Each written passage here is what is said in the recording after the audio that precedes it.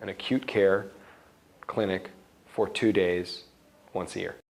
You don't realize the need that's in our own community. We always look at, what's going on in the third world countries. You have Haiti, you've got, South America, you've got Wise County too. But here we are in Northern Virginia, which is, very affluent. But the same need is still here. We have homeless people. We have people who can't make enough to feed themselves, and they have the same dental needs that everybody else does.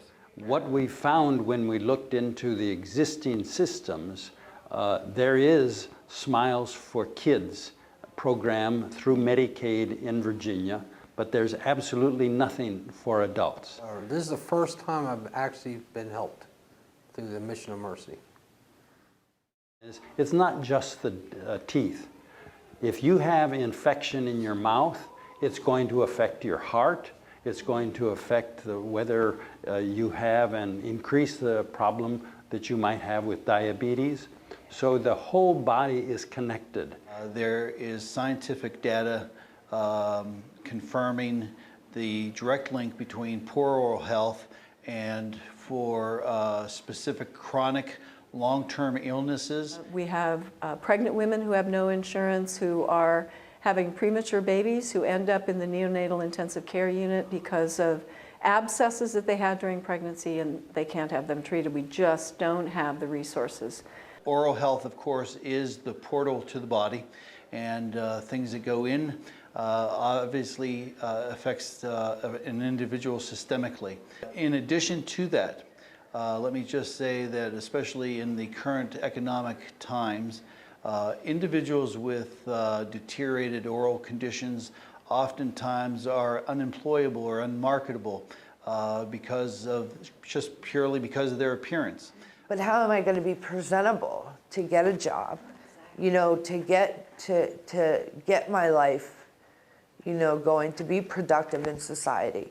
I mean, how can I smile? I walk around with my head down all the time, and I love to smile.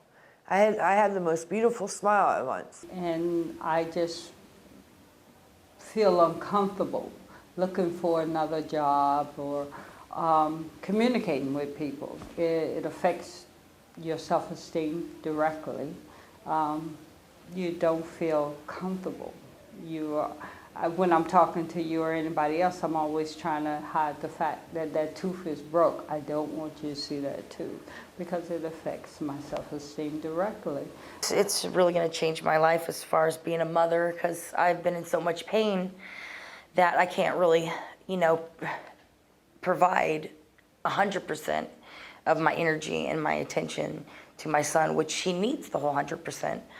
So to be able to get this done is really going to help me out a lot and help him out too as well. It holds me back tremendously. If I could get teeth, it would turn me around.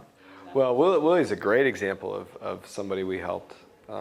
He was a gentleman who came in with a few teeth that were just horribly periodontal diseased, loose, sore. He had no upper teeth.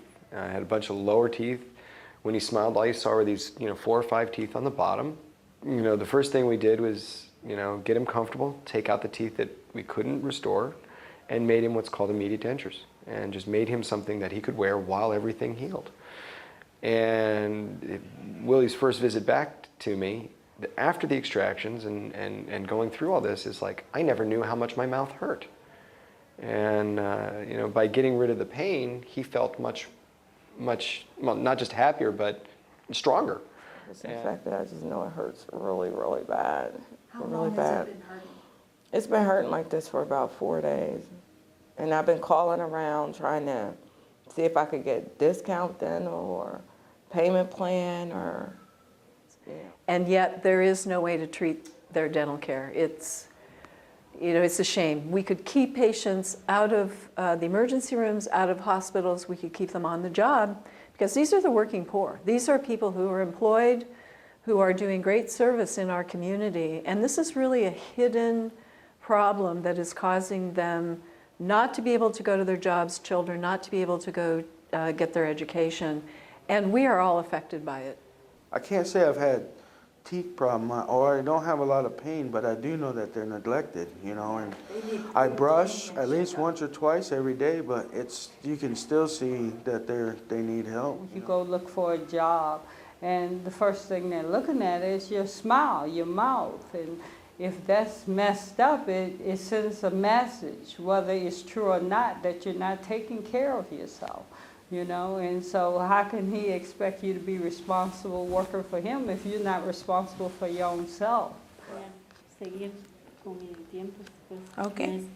Okay. She says it means a lot to her. She's very happy, and she feels reassured that they're going to take care of her and be able to provide the dental care that she needs in order to keep all of her teeth. You know, and when I've done some patients down here in the clinic, same kind of thing. I can think of one gentleman who, his front 6 teeth, all they had were decay, and all you saw were these brown ovals or brown circles. And just, he didn't want to smile. And, you know, he'd take something to drink and everything hurt. Well, the teeth were fixable. And dental care is very important. It's like right now, I'll be 50 soon. Okay, and I do daycare, and I want to go and get a part-time job or whatever. But if you don't have the smile, you don't have the look, you know, your dental is actually your youth. You know, if you have a healthy smile, it makes you look a lot younger, makes you feel a lot better about yourself. Right. And then you're more productive if you feel better about yourself, you know. Okay. She wants to thank all of the staff at Mission of Mercy for volunteering their time and making a difference in the community. She says that she's very grateful, and without them, she knows that she couldn't be here today. But this is a great organization, you know, that puts this together, and all the volunteers here are wonderful, you know, to provide this for So it's a blessing that somebody puts this kind of thing together for people to come out and get help.